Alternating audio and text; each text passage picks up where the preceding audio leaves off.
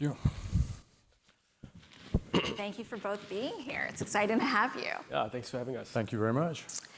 So I think, Ed, I'd love to start with you. We just heard from our global report that India is a pocket of growth. And obviously people are very excited about what India is bringing to the world. So many brands have launched in India recently. But I'm wondering, how you think that the local retailers are really driving this growth. How is Nika preparing for new brands to be imported there and homegrown brands to really succeed? Yeah, great. So firstly, I just want to say thank you, Priya and Imran, for having us.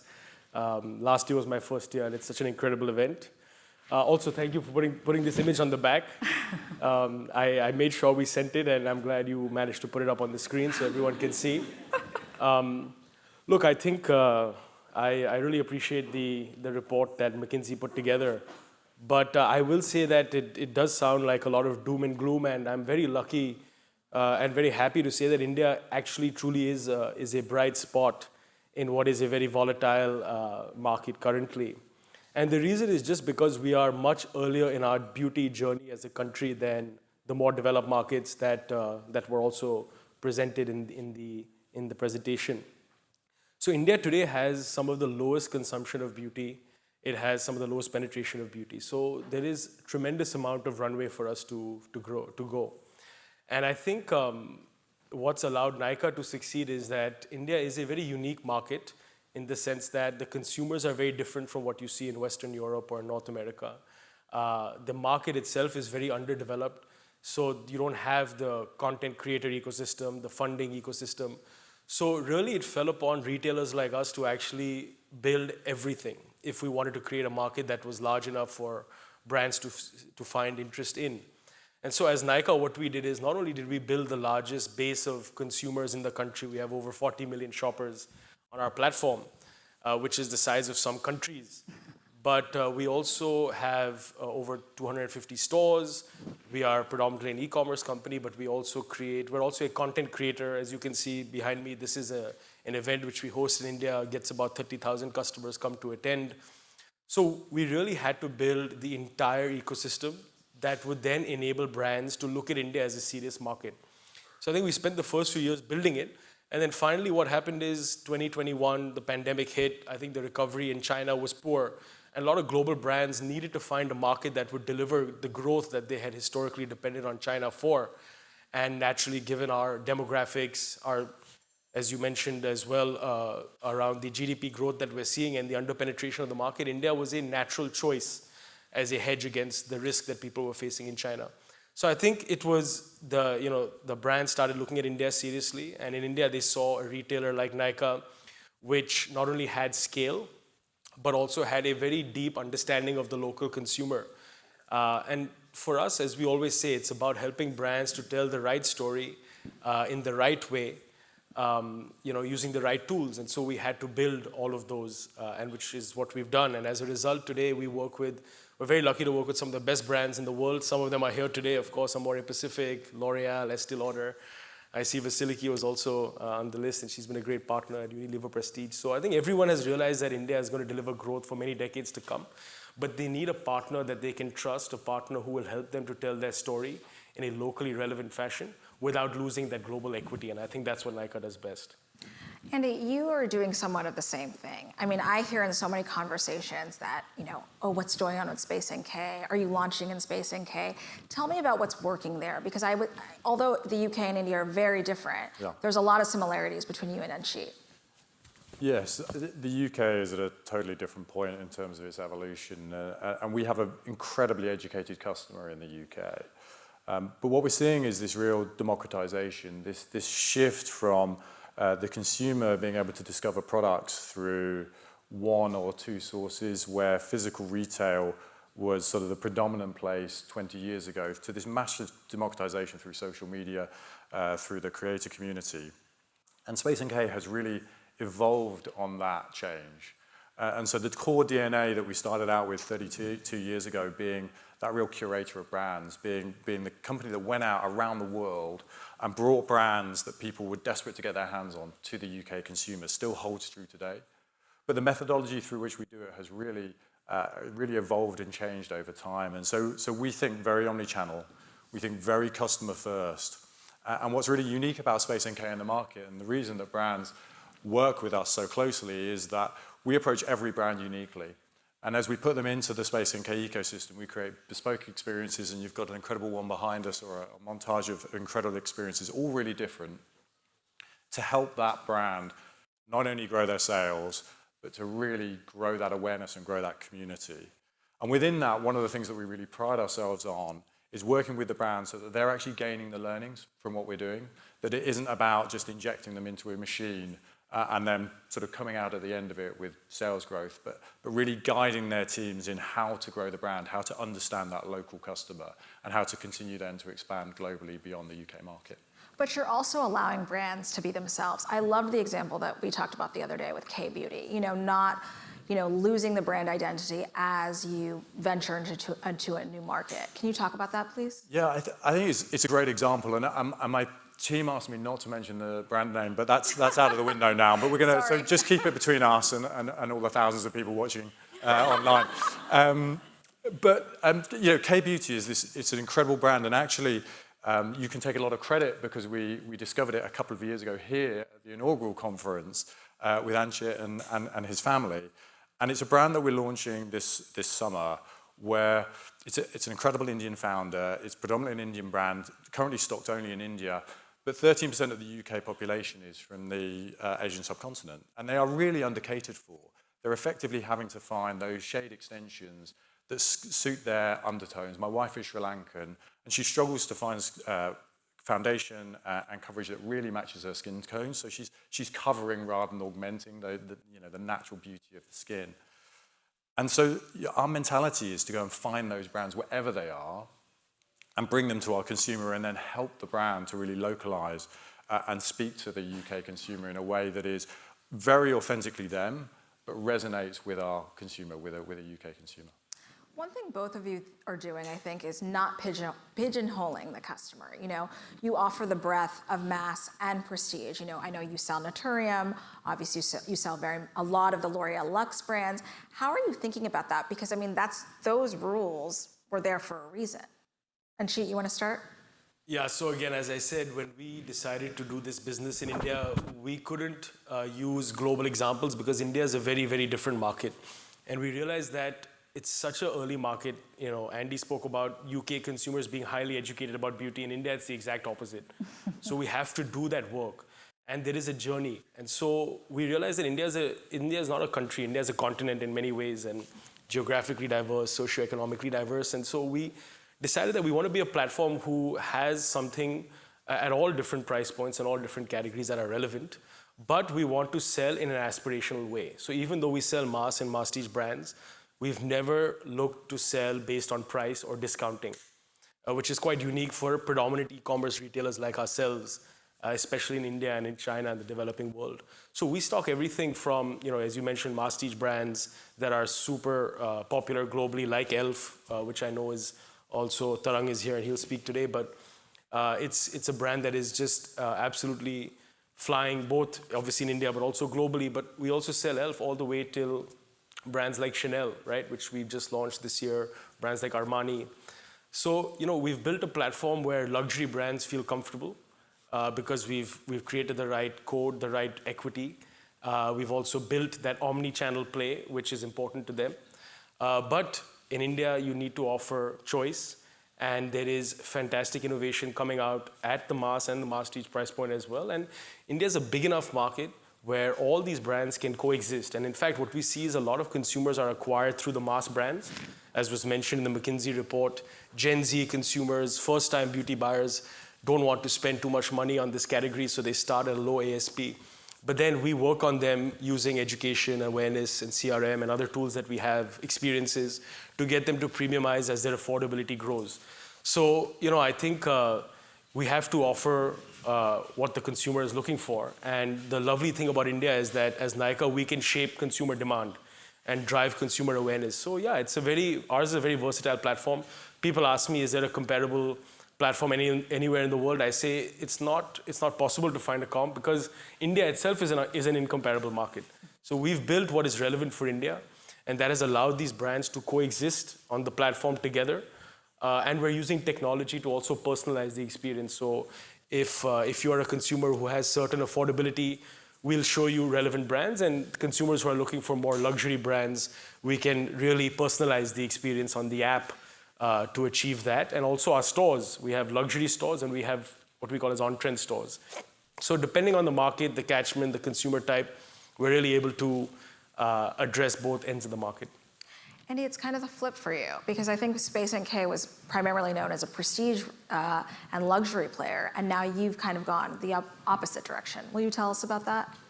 Yeah, it's been a very deliberate democratization of our brand selection. So again, sort of going back to the change in the way that consumers shop and thinking much more about what are the brands that consumers are looking for, rather than trying to pigeonhole them and define what we should be in their shopping habits. We know that consumers shop across price points. You know, my cleanser of choice is an ordinary cleanser, and my favorite fragrance is Creed. So you know, it isn't about someone either only shops luxury or only shops entry. And so we really are price agnostic. And I think when you look at anyone's makeup bag, if you look at anyone's bathroom shelf, you'll see that whole breadth of price points. So it's all about offering the customer all of the things that they want to buy. But we're still very curated. So we look to the brands that are in growth, those brands that have got a differentiated story. And you mentioned Naturium, which is a fantastic example, because for the US members of the audience, that's very much a target brand in the US. It's situated in a fairly mass big box retailer. But in the UK, before the Elf acquisition, we reached out to them and we spoke to them and came and visited our stores and showed them what we could do for their brand. And originally, the skincare line, very good efficacious ingredients, really strong storytelling, really solution-based, but at a very affordable price, really spoke to a consumer and brought a new consumer into Space NK, but also attracted a consumer from across our business who was perhaps buying makeup, but the skincare that we had didn't resonate with them. And then when they brought their body care lines in, it's actually a relatively large step up from your body care line, you know, to be spending $20 on shower gel for some customers. And so then you're getting the luxury customers then upgrading their shower experience. So again, it's thinking about all of these, sort of the breadth of the customer and not pigeonholing them. We're not the same customer in one day, let alone over our lifetime. So to sort of speak to a single customer and place them in these convenient profiles that a lot of retailers used to do. You know, this is Annie, she only buys expensive products, she shops 5 times a year, and she doesn't like online because she doesn't trust credit cards. That isn't a real person. We are all of those people all of the time. And so really sort of adjusting your offering and being very, very flexible to those different customer missions. Quickly, I mean, going back to the consumption piece, you know, and you said a second ago that maybe people are hedging their bets. Maybe, you know, they're not looking to China, which I think a lot of people aren't as much. I mean, do you think that brands are hedging their bets? And have you seen more brands come to you and say, I want to launch in the UK, I want to launch in India? We're definitely seeing brands looking for international expansion, but I wouldn't like to think of it as hedging their bets. I think that it's just a natural growth of a brand to want to look to international, and there isn't necessarily a defined right time. It isn't after 18 months you should internationalize or after 2 years you should internationalize. But what I'm seeing is that the brands really need to think about who the right partner is as they go on that international expansion journey. Because you go into new markets, one of the key things you should be thinking about as a brand is actually understanding that local market, that local consumer, and building your community. And if you choose to go into these new markets as part of a global strategy within a single retailer, what you'll generally learn is how to be better in that retailer. You're not learning how to connect to that consumer. You're not learning about the marketing channels and the way to disrupt in a unique way. And so as you continue to expand internationally and you continue to either add partners or through new distribution or with a mono retailer, each one comes with risk and reward. And I think that brands need to really think about what the right journey for them. Do they want to connect with their customer, or do they want the retailer to do all of that for them? We have a lot of brands in the audience as well as retailers. What advice would you give them, especially young brands who are thinking about taking the leap, going to Nika, going to India, or going to Space NK in the UK? What would you tell them? Yeah, I mean, look, I would say India is too important to ignore for a brand now. It's not only is it a large market in absolute terms, but it is going to be the fastest growing beauty market for the coming decades. So, I think it's every brand needs to think about, do they have a right to win or even a right to play in the India market? And you need to decide fast, because I think over the past 12 to 24 months, there has been tremendous amount of activity, predominantly from the large beauty brand companies who have invested a lot of time and money on understanding the market and coming in force, coming with their set of brands. I mean, as I mentioned, some of the big brands, the L'Oreals of the world, the Amore Pacifics, they are truly investing time and energy to come and understand the market locally. So India is not a market where you can just say, hey, let me find a distributor and just list my products on Nika. I think it has to be a market where you believe in the potential. And then, as Andy said, you really find a partner who can help you to crack the local market. And we see ourselves as being that partner, because obviously this is all we do. We're a specialist. We've done it for a long time. We have a large base of consumers, and we understand this category very well. So I think find the right partner and be patient, invest in India. It will pay rich dividends for years and years and years to come. That goes without saying. But it is a very different market from anything else you've done, whether you're from North America or from Europe, and you need to understand it. And we personally understand it very well. Now, for the large brands, for them, they can invest and put up offices, hire people, deal with the bureaucracy, which is there, obviously, in terms of doing business in a way. But what we offer to other brands, to standalone brands who don't have that ability, is we're happy to do end-to-end services for you. So we call it the Nika Global Store. We work with a lot of brands in that model, brands like Charlotte Tilbury, other standalone brands, where we will do the importing, the registration, the distribution, the marketing services, the operations, end-to-end. And I think that's another great way to enter the market. But I think it's something to immediately start thinking about if India is right for you. And we'd love to obviously share more details on India for those who are interested.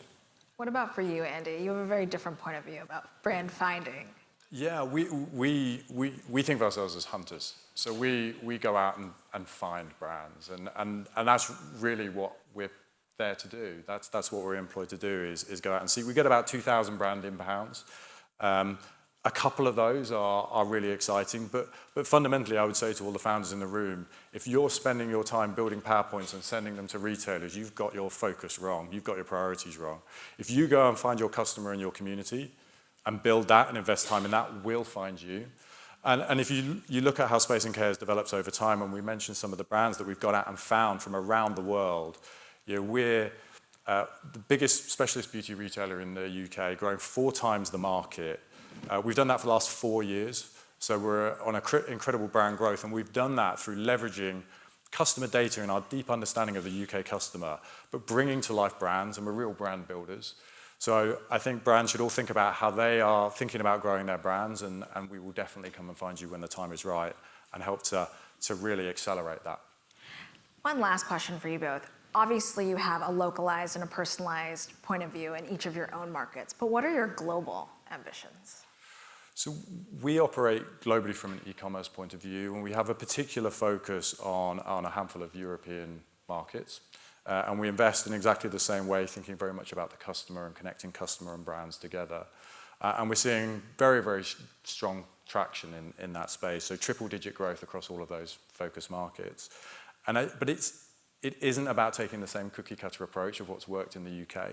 So when we talk about localization, I think most retailers would stop at saying, well, we've translated the site and we've added some different payment methods. Our localization is we've got fundamentally different personalization algorithms in every country we operate in. Our category hierarchy is different. The way that we group products together is different because we understand that customer or have taken the time to understand that customer. So the wrapping proposition is the same, but actually everything underneath it is really personalized to that market. And Chi, you have something to add? Yeah, no, I look, for us, India is big enough and early enough in its journey where there's plenty to be done. So we're very, very busy with continuing to build the beauty ecosystem, because if we have to build the market if we want to have a sustainable long-term business in India, and that's our responsibility as the largest beauty company in India. So that's priority number 1. But we have also expanded into the Gulf, GCC, Middle East. Another very, very different, actually in a way, very different from India because high per capita consumption. and a smaller population. But there we feel that e-commerce hasn't been done as well as it should be. And in fact, India is, I would say, one of the more digitally innovative markets currently. And we've learned a lot. We've built an amazing consumer tech business in India, which we're looking to now take to the Middle East. So we've launched in the Middle East, in the Gulf, Saudi, KSA, as well as the Arab Emirates. And I think that's another priority market. But I think it's really those two for now. And of course, priority remains India for many, many years to come. Thank you both for being here. It was wonderful having you. Thank you very much, Priya.